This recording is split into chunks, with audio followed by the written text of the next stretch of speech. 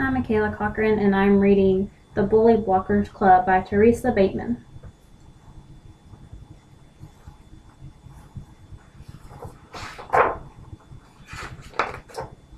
On Monday, Lottie waved to her mother and skipped to school.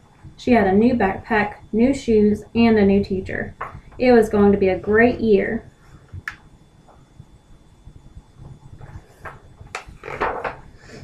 But when she sat down at her new desk, someone behind her said, "Eek, what's that smell?"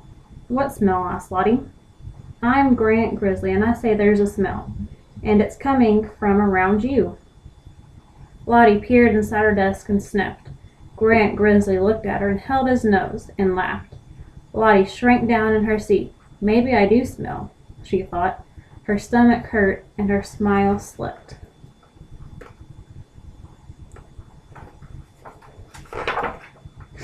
When Lottie got home, she told her little brother, Jerome, and big sister Lily what had happened. "Should I tell Mrs. Colberg?" Lottie asked. "I don't want to be a tattletale." All Grant did was say something," Jerome pointed out. "If he does it again, give him a karate chop." "No karate chops," Lily said, frowning.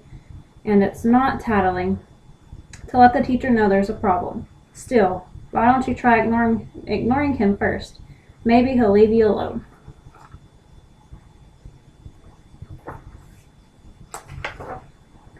Lottie decided to try Lily's idea. On Tuesday, she ignored Grant. She ignored the hand that swiped her eraser. She ignored the foot that kicked the back of her chair all morning. She ignored the nasty whispers. Grant never did anything while the teacher was looking, but he didn't leave Lottie alone. If anything, he got worse. "She's so stupid she doesn't even know when someone's talking to her," he told his friends in the hall. Then they yelled, "Hey, stupid," right in Lottie's face.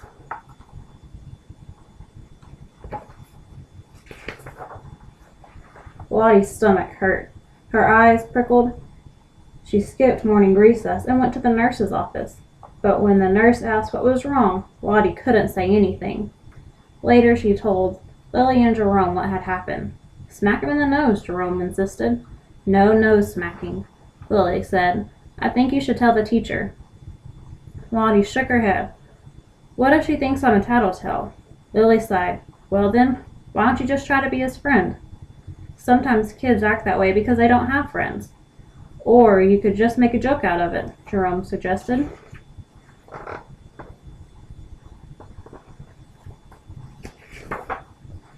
Lottie decided to give their new ideas a try. On Wednesday, when Mrs.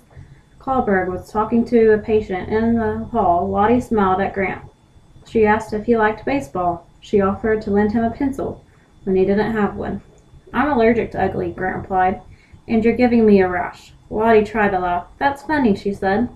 "I'd rather be funny than funny-looking, stinko," Grant replied. Then he knocked all the books off of her desk as he went past.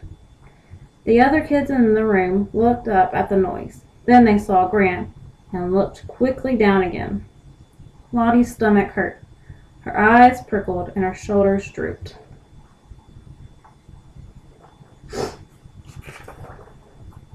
That night, Lottie picked at her dinner. "What's wrong?" her father asked. "You're awfully quiet," her mother said. Lottie tried to smile, but she burst into tears. Lily and Jerome explained everything that had happened. "Why didn't you tell us before?" her mother asked. "Why didn't you tell Mrs. Colberg?" "Tomorrow morning I'm calling your teacher," her father said. "If Grant bothers you again, look him in the eye and tell him to stop. Keep telling him until he does. Make sure that Mrs. Colberg knows."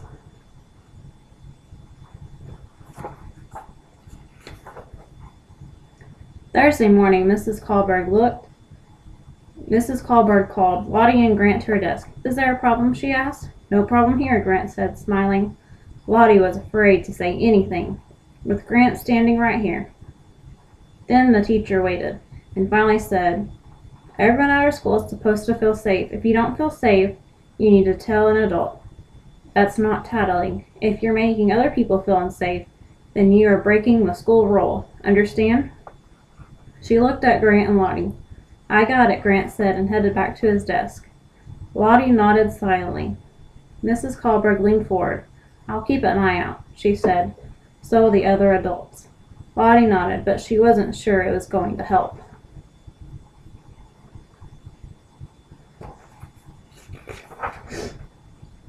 At lunch after checking to make sure no adults were watching, Grant swiped Lottie's dessert. "You're so fat you don't need cake," he said, stuffing it in his own mouth. Lottie's knees rattled and her throat was dry, but she remembered her father's advice. She looked into Grant's face and said, "I don't like what you're doing. Leave me alone." Grant laughed and grabbed her sandwich and her grapes. "How are you going to stop me?" he asked and walked away. Lottie wasn't hungry anymore anyway.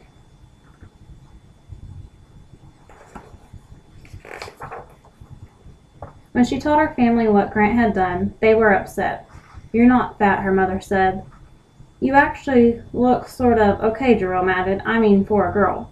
"I'll leave your teacher a message again tonight," her father said, "and I'll stop by and see her tomorrow after school." "Did you tell her about this?" Jerome rolled his eyes. "What are teachers going to do?" he asked. "They can't follow her around all day." Lottie thought about what Jerome had said. It was true that Grant usually left her alone when grown-ups weren't watching, but grown-ups weren't always around. Who was? Suddenly she smiled. "Please don't call or go to the school yet," she told her father. "Give me a chance to try something first."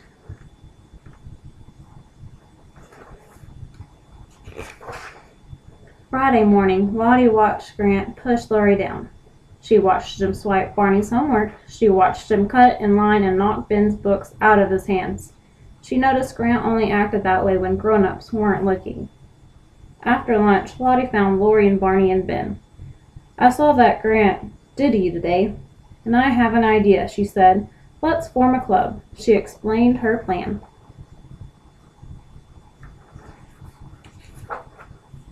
That afternoon, when Grant grabbed Lottie's crayons, Barney said, "Hey, what are you doing?" "Yeah," said Lori. "Those aren't yours."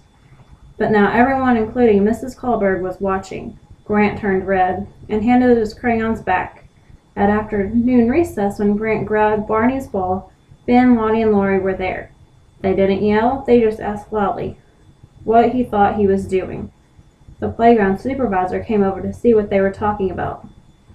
Grant gave the ball back. "What business is it of yours?" he asked the friends. "It's club business," they replied.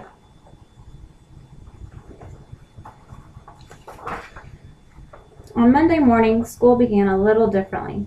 Mrs. Kohlberg told the class that they were skipping math that day. There have been some problems at school, so today every class is talking about bullying, safety, and making everyone feel welcomed. "How do you feel when someone's bullying you?" she asked. "Sad," said Lori. "Scared," said Lottie. "Sick," Barney added. "Lonely, angry," other children said. Grant was silent. "Could we come up with some rules so that people don't have to feel sad, scared, sick, lonely, or angry?" Mrs. Kohlberg asked. There was a pause. Then hands flew up. Mrs. Kohlberg wrote suggestions on the board when Lottie told everyone about the club.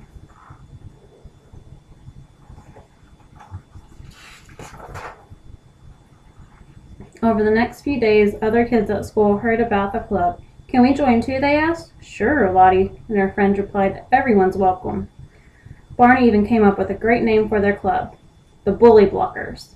"Almost everyone's a member now," Lottie reported. "It's nice keeping an eye out for other people." Things got better after that. Kids spoke up when they saw something wrong and reached out to anyone who looked lonely. "Hey, you want to play too?" "Me? Sure." Other adults were watching too, at lunchtime and at recess and in the halls.